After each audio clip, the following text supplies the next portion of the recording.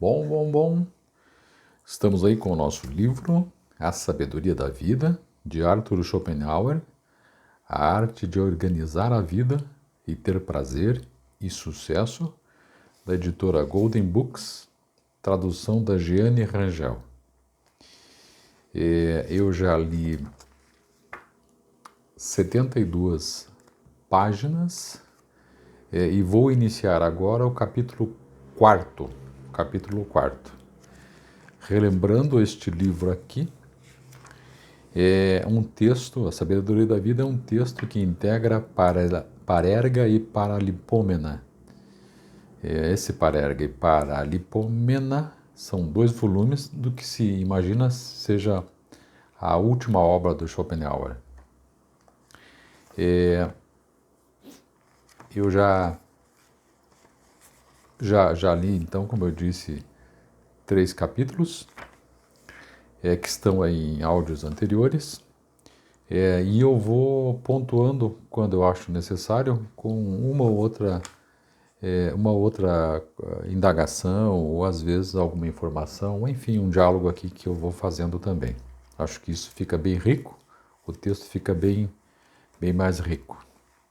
Relembrando que o nosso autor aqui, excelente autor, ele divide as, entre aspas, bênçãos da vida em 3 partes. Ele faz, como Aristóteles também já fez, mas ele diz que as 3 partes que são fundamentais, ou 3 classes, são fundamentais para a gente discutir esse assunto sobre a sabedoria da vida. Primeiro, o que o homem é, isto é, o que é a personalidade dele, o que a natureza já o dotou. O segundo, o que ele tem, ou seja, as propriedades. E o terceiro é como é que esse mesmo homem se situa no apreço dos outros. Ok? Então eu já fui, esse primeira classe eu já vi, já li aqui, e estamos no segundo, que é sobre propriedade. Isto é, o que um homem tem, propriedade e posses de todo tipo e que podem levá-lo à felicidade, relembrando que a posse e o apreço alheio são classes que o Schopenhauer considera como relativas. A única que seria absoluta seria o que o homem é. E ele advoga a tese de que o que o homem é muito mais importante para ele obter a felicidade do que as outras 2 classes. Muito bem, vamos lá. Então, página 73, capítulo 4, posição ou o lugar de um homem no apreço dos outros. Agora nós vamos falar então da terceira classe, né? Sobre o apreço dos outros. Posição ou o lugar de um homem no apreço dos outros. Seção 1, reputação. Seção 1, reputação. Por uma peculiar fraqueza da natureza humana, as pessoas geralmente pensam muito sobre a opinião que os outros formam a respeito delas. Embora a mais leve reflexão mostre que esta opinião, qualquer que seja, não é em si mesma essencial à felicidade. Portanto, é difícil entender por que todos se sentem tão contentes quando veem outras pessoas tendo boa opinião sobre eles ou dizendo algo lisonjeiro para suas vaidades.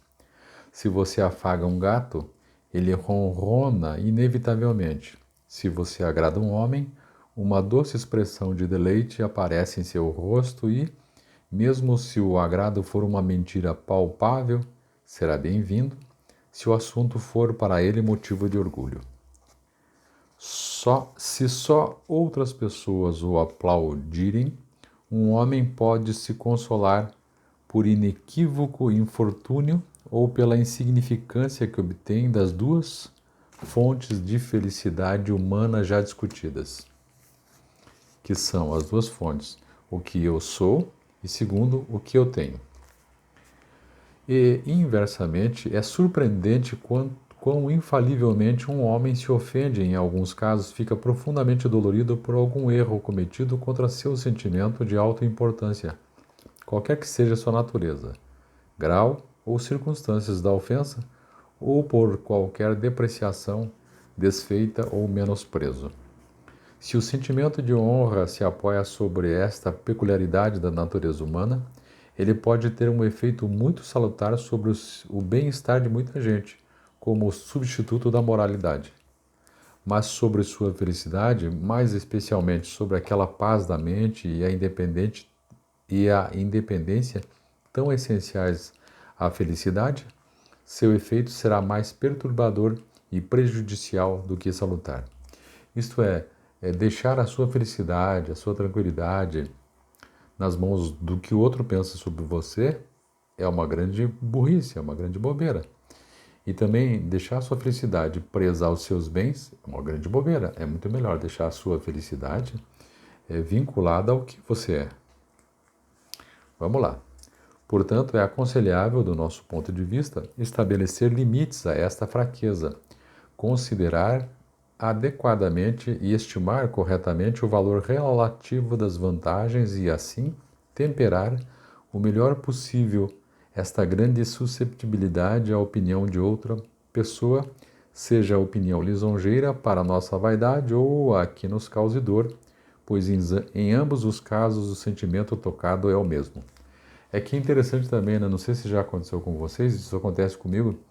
Às vezes, sei lá, 10 pessoas te elogiam e uma pessoa só te critica. É engraçado o quanto a gente fica chateado por aquela única pessoa. O único no meio daquela multidão nos atingiu. É muito estranho, né? É exatamente isso que ele fala. É a opinião do outro. Vamos lá. Do contrário, um homem é escravo do que outras pessoas se agradam em pensar, e quão pouco é necessário para confundir ou abrandar a mente ávida por agrado. Horácio então diz: Sic leves, sic parvum est, animum quod laudes avarum subtruit ac reficit. Portanto, muito contribuirá para a nossa felicidade compararmos adequadamente o valor do que um homem é. Então, a primeira classe, né, do que um homem é em e para si mesmo, com o que ele é aos olhos dos outros. Sob os primeiros pontos, tudo que preencha o espaço de nossa existência e a torna o que é, em resumo, todas as vantagens já consideradas e somadas sob os títulos de personalidade e propriedade, e a esfera em que tudo isso ocorre é a própria consciência do homem. Por outro lado, a esfera do que somos para outras pessoas é a sua consciência, não nossa. Isto é, a opinião do outro é a opinião do outro, não é a sua, não é a nossa. É o tipo de figura que fazemos a seus olhos, junto aos pensamentos que isso suscitará. Mas isto é algo que não tem existência direta e imediata para nós, e só poderá nos afetar imediata e indiretamente na medida, por assim dizer, em que o comportamento da outra pessoa para nós é dirigido e, ao mesmo então, eles devem nos afetar somente na medida em que eles nos comandam a modificar o que somos dentro e para nós mesmos. Fora isto, o que se passa na consciência das outras pessoas é, como tal, um assunto indiferente para nós, e com o tempo tornamo-nos realmente indiferentes a isto, quando viermos a saber quão superficial e fútil é a maioria dos pensamentos das pessoas, quão estreitas são suas ideias, quão medianos são seus sentimentos, quão perversas são suas opiniões e quanto erro existe na maioria deles, e quando aprendermos pela experiência com que depreciação o homem falará do seu companheiro, quando ele não é obrigado a temê-lo ou pensa que o que diz não chegará aos seus ouvidos. E, se em algum momento tivermos oportunidade de ver como os homens superiores não se encontrarão com mais do que meia dúzia de estúpidos, entenderemos que dar valor ao que outra pessoa diz é dar-lhes muita honra. Olha que orientação. Página 76. Em todos os casos, um homem está em maus lençóis se não encontrar nenhuma fonte de felicidade nas primeiras duas classes de bênçãos já tratadas. Isto é, o que ele é em si mesmo e os seus bens. Mas se tiver de procurá-la na terceira, a terceira é a opinião do outro.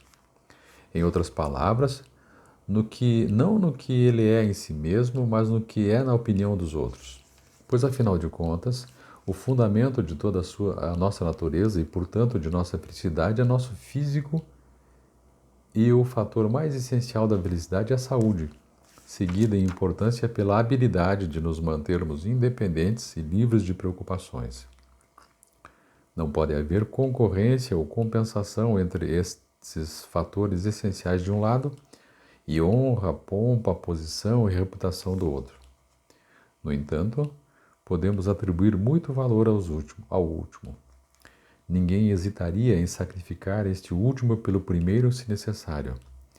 Poderíamos acrescentar muito à nossa felicidade pelo reconhecimento oportuno de uma simples verdade.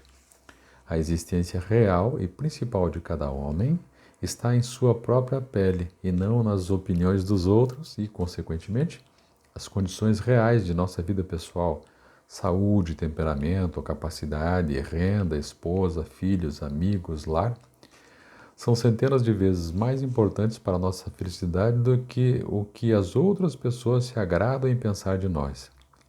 De outra forma, seríamos miseráveis. E se as pessoas insistem que a honra é mais prezada que a própria vida, o que eles realmente querem dizer é que a existência e o bem-estar são nada comparados com opiniões dos outros. Claro, isto pode ser um modo exagerado de afirmar a prosaica verdade que a reputação, isto é, a opinião que os outros têm de nós, é indispensável se devemos fazer qualquer progresso no mundo. Mas voltarei a isto dentro em pouco. Quando vemos que os homens devotam suas vidas para conseguir quase tudo, sem poupar esforços, encontrando mil esforços e perigos no processo e não obtendo ao final outro objetivo além de elevar-se na estima dos outros, quando sabemos que não apenas cargos, títulos, condecorações, mas também riqueza, não, mesmo o conhecimento e a arte rivalizam para apenas obter como algo último de todo o esforço o maior respeito de um companheiro, isto não é uma prova lamentável da extensão a que pode chegar a tolice humana? Dar muito valor à opinião da outra pessoa é um erro comum em todo lugar. Um erro talvez enraizado na própria natureza humana ou resultado da civilização e dos arranjos sociais em geral. Mas, qualquer que seja a fonte, exerce uma influência imoderada em tudo o que fazemos e é muito prejudicial à nossa felicidade. Podemos rastreá-la a partir de uma percepção receosa e escravizante do que a outra pessoa dirá, até o sentimento que fez Virgílio mergulhar a adaga no coração de sua filha ou induzir um homem a sacrificar a tranquilidade, as riquezas, a saúde e mesmo a própria vida pela glória póstuma. Sem dúvida, este sentimento é um instrumento muito conveniente nas mãos daqueles que têm o controle do caminho dos seus companheiros e, da mesma forma, vemos que em cada sistema para treinar a humanidade no caminho que deve seguir, a manutenção e o fortalecimento do sentimento de honra ocupam um lugar importante.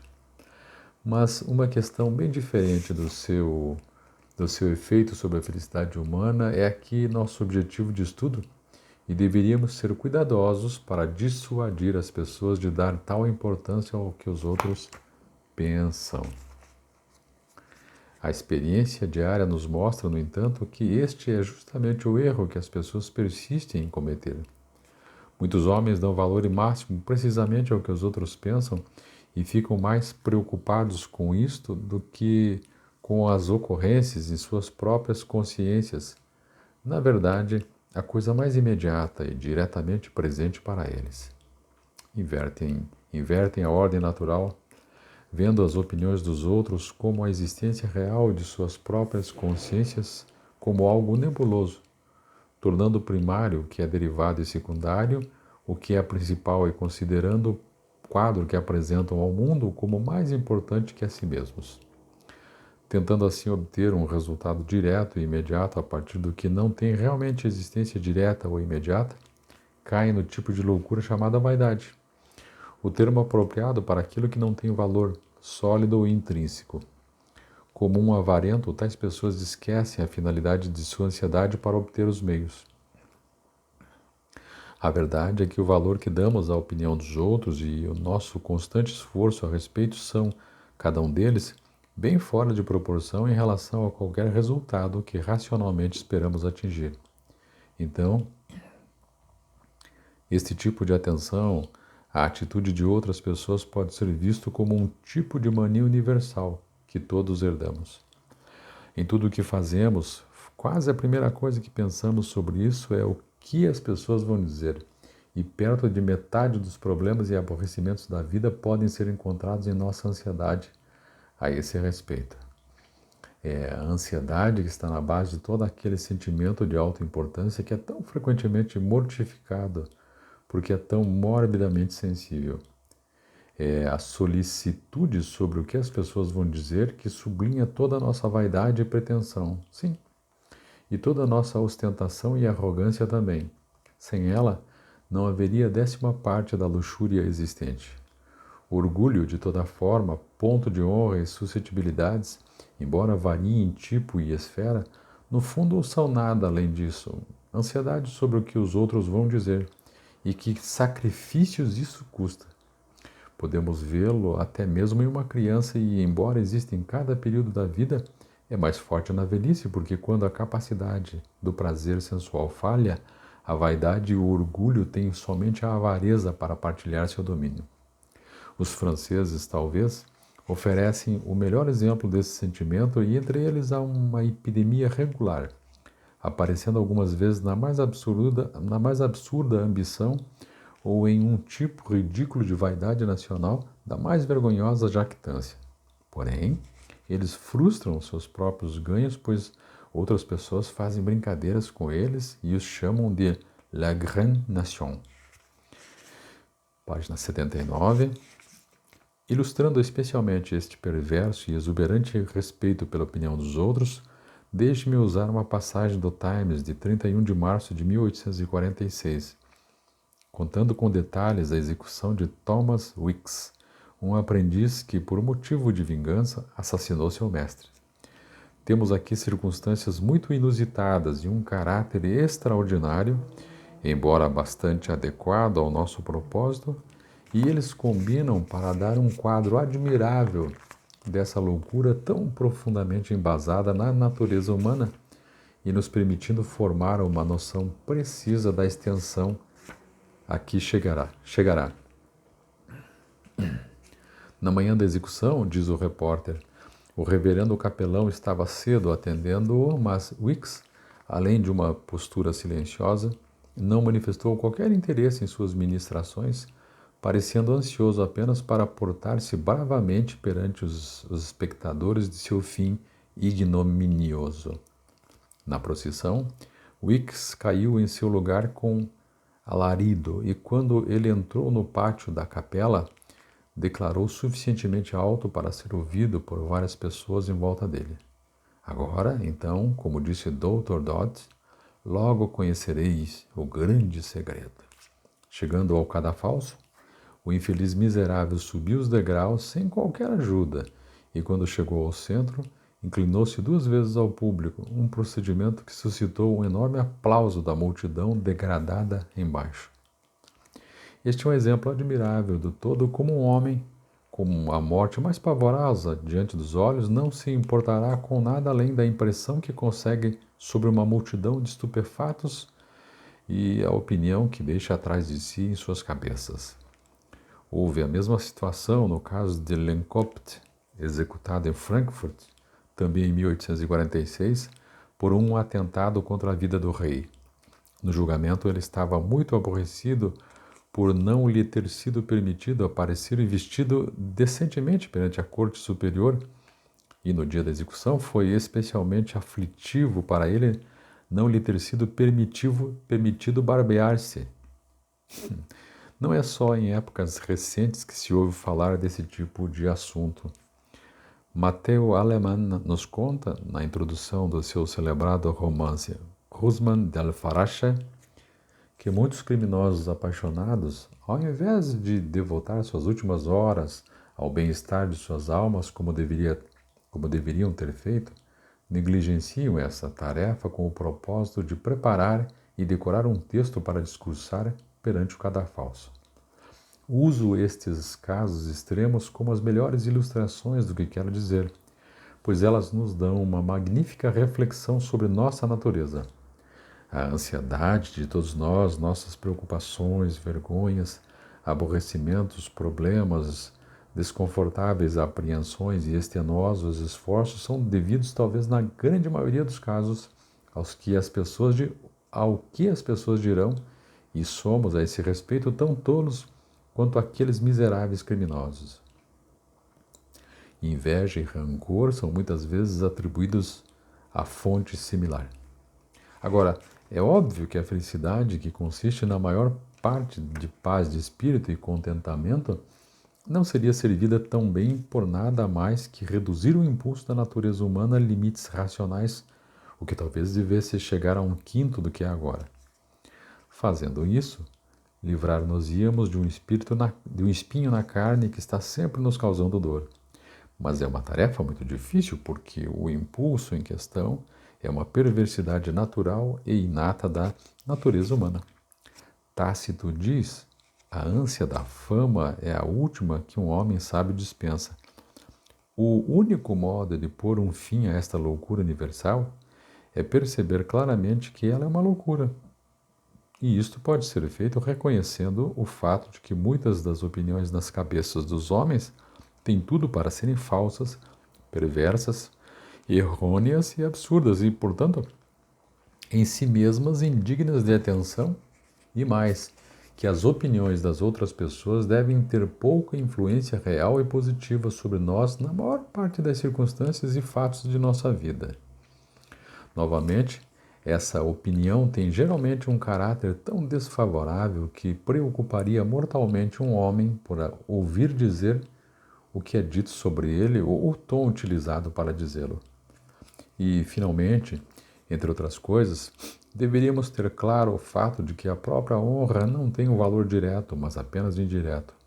Se as pessoas em geral se voltassem contra essa loucura universal, o resultado seria um acréscimo para nossa paz de espírito e alegria que agora parece inconcebível.